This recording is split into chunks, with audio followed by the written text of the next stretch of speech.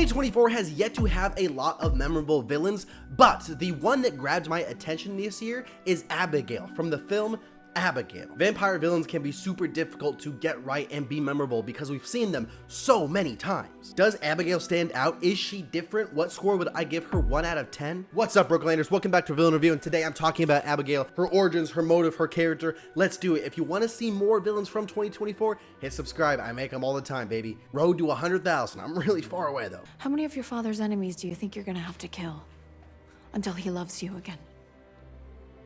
Daddy issues, dude. We all got them. I know you do. So does Abigail. That's right, folks. You might think this little girl is a little girl, but she's actually an old little girl. She's a vampire, the daughter of an even greater vampire who's also a crime lord in his free time. What does Abigail do in her free time, you ask? Ballet. Pretty normal. And murder. Not so normal. Abigail's whole thing in this movie is she arranges for the enemies of her dad, hey, let's come to this secluded mansion so I can hunt you down and kill you for her own amusement, and also to get back in her dad's good graces. At some point in the past, before the movie, Abigail's dad started to forget about her and neglect her like Rock Lee in Shippuden, leading to her carrying out these murder sprees just for any sense of acknowledgement or recognition from her dad.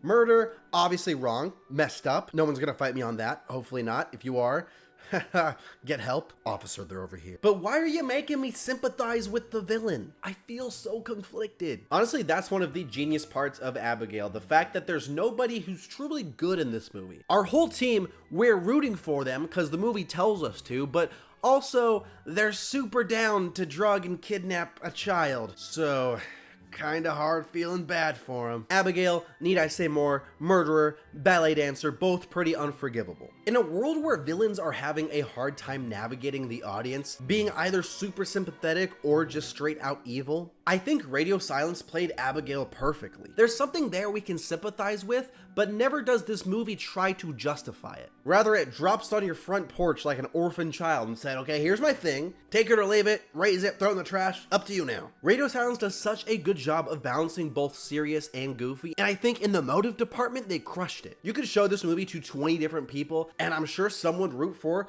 the group, some would root for Abigail. Both, kind of valid. Haven't seen adults this obsessed with a child since Drake. Bada bam.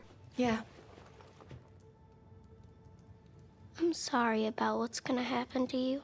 As a character, Abigail's like the final track off because of the internet. She's the biggest troll. And the toll our characters pay is pretty damn high. When they first kidnap Abigail, and even a decent amount into the movie, she pretends to be this innocent child, scared of both her kidnappers and her circumstance. Of course, she could break out and kill them at really any point, but she just wants to mess with them or playing with her food, as she puts it. She's like the predator, she wants the thrill of the hunt. And honestly, she's pretty theatrical too. She was probably dancing with this dead body for like a half an hour, just waiting to be walked in on. It's a small detail, but it makes her more interesting as a character. Alicia Weir plays Abigail, and you might recognize her from playing Matilda on Netflix. There, she was only a little bit naughty, but I gotta say, if she increases naughtiness of this scale every single time, dude, it's gonna be insane. She's gonna be playing evil Thanos by the end of her career. Cow says moo. Chicken says, hey, what's up? I'm a chicken. Ostrich says, goat says, hi, I'm Alisha Weir. Jokes aside though, she is amazing in this movie. Legit one of my favorite villains of the year, and I'm gonna take it a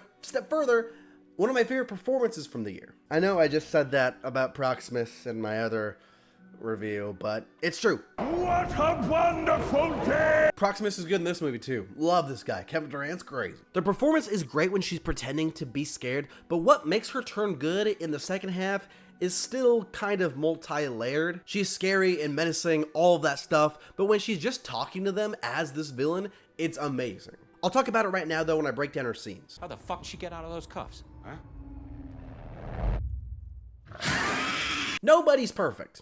Right? Nobody. The other day, I was with my brother, and I'm not proud to admit it. It really hurts me to confess this, actually, but he spilled coffee on my new shoes. What the hell, dude? The characters in this movie also aren't perfect, but I think where they and my stupid brother can relate is knowing it's the attempt to get better and course correction after the mistakes that really matters. That's what makes our main character, Joey, so good, is the fact she messed up, but she's trying to do better. In fact, that's one complaint I had with the movie, the fact that Frank seems to be getting better this whole entire film, and then at the end just says, nope, never mind, I'm alright. Abigail, I think, learns more about her victims through Joey, although I'm not sure if she saves her at the end because she means it, or if it's just pure survival. Little strange to me. Going back to the bedroom like Barney Stinson, I love the scene of Joey talking down Abigail with all this information about her life. It's a great scene for Joey's character and a great scene to showcase Alicia Weir's innocent side of the performance. What makes it dark though is the fact she just throws it back in her face later, taunting her for being a bad mom. Again, something my little brain wished connected more fluidly to the ending. I'm getting off topic though. All the best scenes with Abigail are when she's just trolling the group, running around, doing ballet jumps, dancing with the corpse. It's these small flourishes that make her stick with you after leaving the theater. There's a version of this movie where the premise is locked inside house with vampire, but by adding one little word, it gets so much better. Locked in the house with ballet dancer vampire. I guess that's 2 words. I love the scene of Abigail locked up in the cage going back and forth with the group. My favorite scene of Weir's performance. Giving her the chance to be evil, but not just making scary faces and screaming. The way she bites Sammy, who then starts freaking out, not sure if she's gonna turn or not. I love Abigail's response to her asking, like, you know, what's gonna happen to me? Hey, what's gonna happen to me? Am I gonna turn into a vampire? Maybe. Abigail, you don't give an F, and I respect it. You were gonna beat me and torture me when you thought I was just a regular 12-year-old girl. Every once in a while, a villain has high potential, but misses out on a few minor things that, if corrected, would have made them several times better. Abigail feels the exact opposite of that. She's a cool idea for a villain, and pretty much everything seemed to go right, the character hitting seemingly her max potential. My complaint is that her change towards the end to me seems purely out of survival, having nothing to do with Joey, and the movie appears to play it like she has this change of heart, despite nothing pointing towards that for most of the film. Still, she's memorable. I like the motive. Alicia Weir is sensational, and her personality is fun, yet terrifying. Slimy, but satisfying. I'm gonna give Abigail a 7. Oh, Jesus! Oh, Christ! Oh. Thanks so much for watching. I make a new villain review pretty much every single week, every other week on my channel, trying to hit 100,000 subscribers. It's a long road, but I'm trying my best. Thanks so much for watching. Proxima Caesar right here, Fade Rather right there. I got reviews from today's baby.